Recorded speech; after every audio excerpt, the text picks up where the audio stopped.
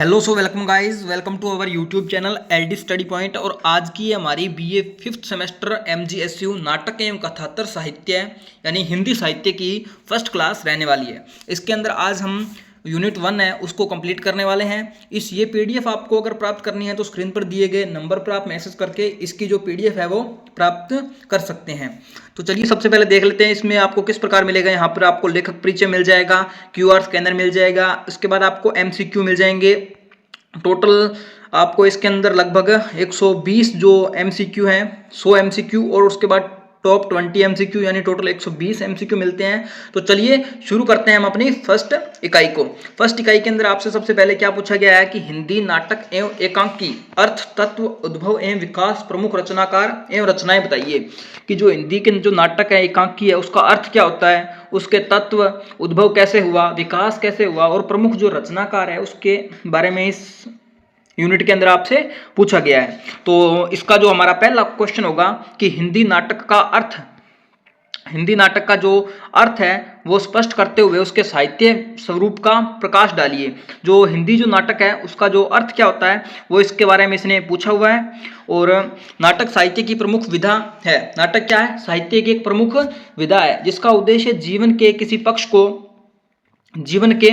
भी पक्ष को क्या है, मंच प्रदान करना है, क्रियात्मक रूप से प्रस्तुत करना होता है। नाटक शब्द संस्कृत के नट धातु से लिया गया है जिसका अर्थ होता है अभिनय करना, यानी कि किसी चीज को कर दिखाना।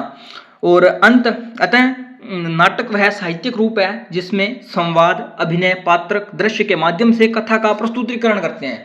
जैसे आप लोगों ने देखा होगा कि रामलीला का जो नाटक किया जाता है उसके अंदर जैसा उस समय में महर्षि वाल्मीकि ने लिखा था उसी प्रकार का जो वृतांत है वो करके दिखाते हैं।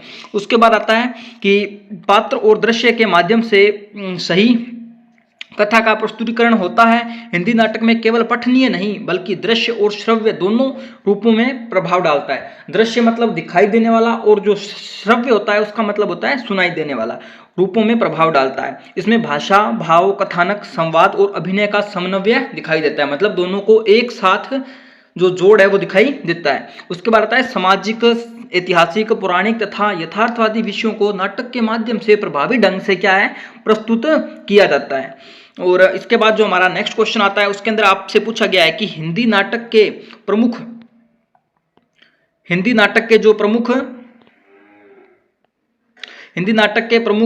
तत्वों का संक्षेप में वर्णन कीजिए।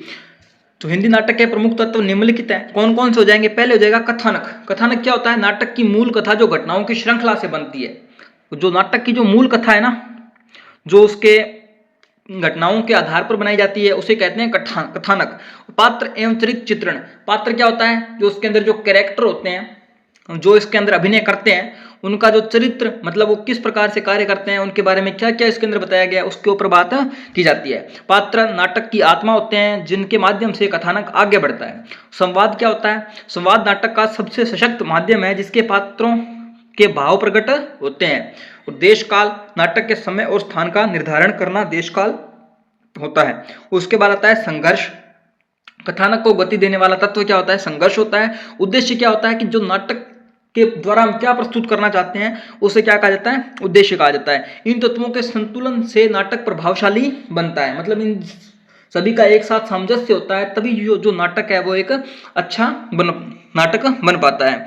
उसके बाद आता है हमारा अगला क्वेश्चन जिसके अंदर आपसे पूछा गया है कि हिंदी नाटक के उद्भव पर प्रकाश डालिए। जो हिंदी जो नाटक का है वो उद्भव किस प्रकार हुआ इसके अंदर पूछा गया है। जो हिंदी जो नाटक है उसके उद्भव पर प्रकाश डालिए। हिंदी नाटक के उद्भव पर प्रकाश डालिए। हिंदी नाटक का उद्भव आधुनिक काल में हुआ था। कौन से काल में हुआ था? आधुनिक काल के अंदर हुआ था।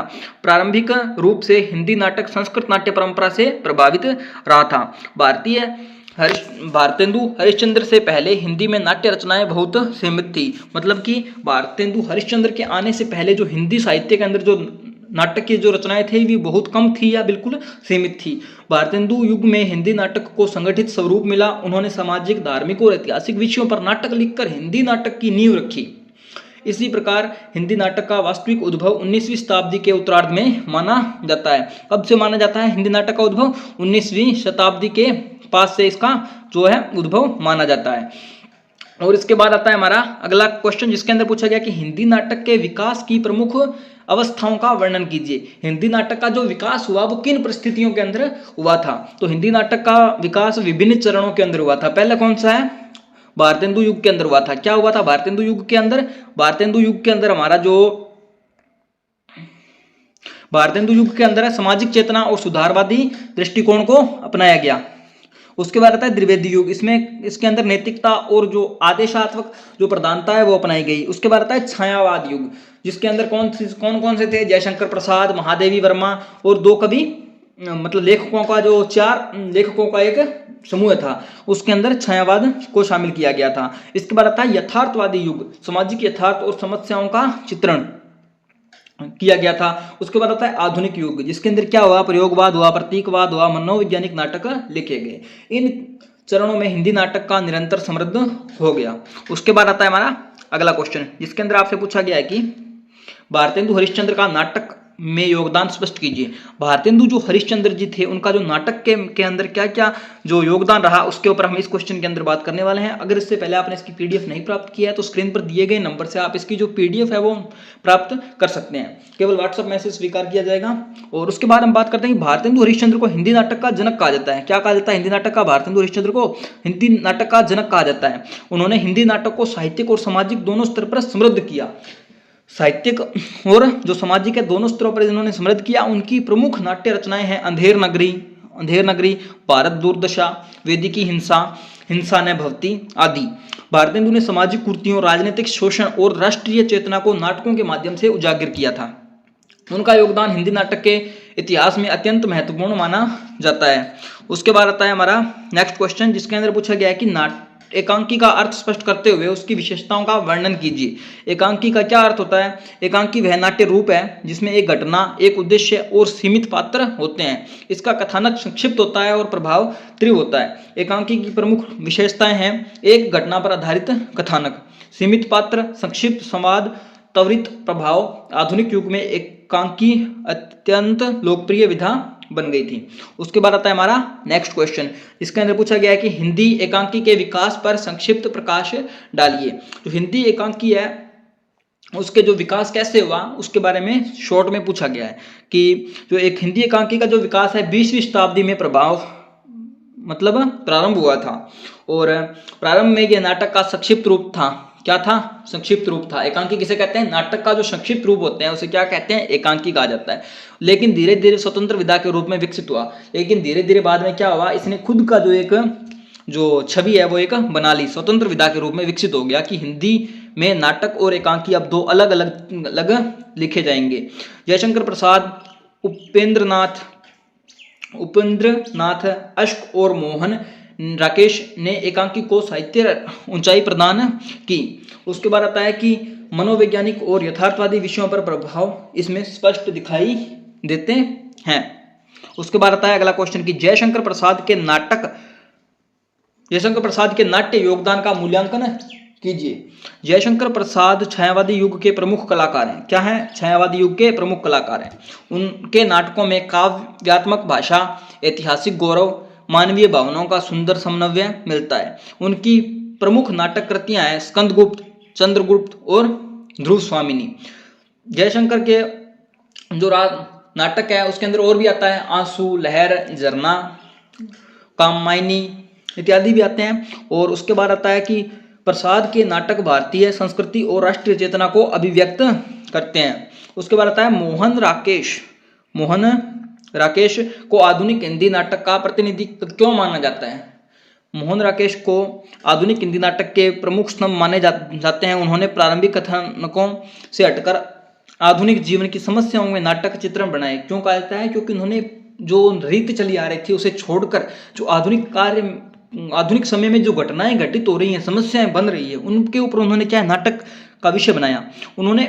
उनकी जो प्रमुख कृतियां हैं उसके अंदर जाएगा आषाढ़ का एक दिन, आधे अधूरे, लहरों के राजहंस। उनके नाटकों में व्यक्तित्व की मानसिकता, दवदो पारंपरिक तनाव और जो सामाजिक यथार्थ का जो सशक्त चित्रण मिलता है वो प्रस्तुत किया गया है। उसके बाद आता है हमारा आज की क्लास का जो अंतिम प्रश्न है, उसके अंदर हिंदी नाटक एवं एकांकी का जो साहित्यिक महत्व स्पष्ट कीजिए। जो हिंदी नाटक और एकांकी समाज का दर्पण है, क्या है? समाज का दर्पण है, मतलब जो समाज को दिखाते हैं, सही राह दिखाते हैं। नाटक के माध्यम से समाज के अंदर घटित होने वाली घटनाओं को उजागर किया जाता है। इनके माध्यम से सामाजिक समस्याओं, मानवीय समस्याओं, राष्ट्रीय चेतनाओं प्रभावी रूप से प्रस्तुत किया जाता है। कई बार आप देखते हो भ्रष्टाचार पर नाटक दिखाए जाते हैं, कई बार बाल विवाह पर दिखाए जाते हैं, विधवा विवाह पर बताए जाते हैं। इसके प्रकार बहुत से नाटक बनाए जाते हैं और नाटक और एकांकी ने हिंदी साहित्य को जीवंतता प्रदान की है। मतलब कि जो हिंदी साहित्य का जो रूप था ना, जो धीरे धीरे लोगों का इसकी ओर ध्यान कम हो रहा था, वो इन नाटक और एकांकी के माध्यम से लोगों का वापस से ध्यान है जो इस ओर आकर्षित कर रहा है कि समाज के अंदर ये कुरीतियां हैं, उनको हमें छोड़कर समाज को इस प्रकार नया रूप प्रदान करना चाहिए। और मंच और पाठ दोनों स्तरों पर इनका महत्व अत्यंत व्यापक है। आधुनिक हिंदी साहित्य में इन विधाओं का स्थान अत्यंत महत्वपूर्ण है। आई होप आपको आज की क्लास अच्छी लगी होगी। क्लास अच्छी लगी है तो चैनल को सब्सक्राइब कर लेना, बेल आइकन को प्रेस कर लेना। इसकी पीडीएफ प्राप्त करनी है तो डिस्क्रिप्शन के अंदर आपको व्हाट्सअप नंबर मिल जाएगा, या स्क्रीन के ऊपर आपको व्हाट्सअप नंबर दिख रहा है, जहां से डायरेक्ट आप इसकी जो पीडीएफ है वो प्राप्त कर सकते हैं। इस क्लास को अपने दोस्तों के पास ज़्यादा से ज़्यादा शेयर करें, चैनल को सब्सक्राइब कर लें और वीडियो में डिस्क्रिप्शन में दिया गया व्हाट्सअप चैनल ज्वाइन कर लें, जहां पर आपको इसका जो एग्जाम के टाइम पे जो महत्वपूर्ण प्रश्न होता है, जो संकलन आपको मिल जाएगा। तो मिलते हैं कल की क्लास में, तब तक के लिए जय हिंद, जय भारत।